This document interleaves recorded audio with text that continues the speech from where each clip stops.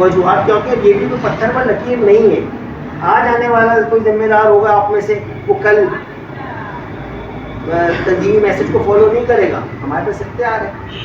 फैजान भाई, इसमें तो कोई चेंज करने वाला तो कोई वोट तो नहीं है फैजान भाई। क्या कि जब मतलब दिल करे आप अलाउंस करें आके और चेंज करें। ये मरकज की तरफ से ये हिदायत है ना, ये सर्कुलर ये नहीं है, हम इसको नहीं मानेंगे फैजान भाई। सर्कुलर कहीं से नहीं है इसका, हम मानेंगे नहीं।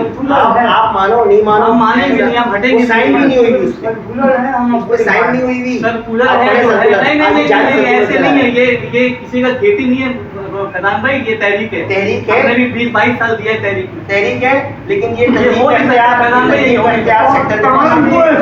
सही चल रहे थे सारे साथ। नहीं चल रहा। देखिए आप किसी प्लानिंग के आप किसी प्लानिंग के टाइम में है ना, वो यूपी बेस्ट चल रहा है, यूपी बेस्ट नहीं चल रही है। वैसे कैसे बेटिंग चल रही हम इस सवाल नहीं करेंगे।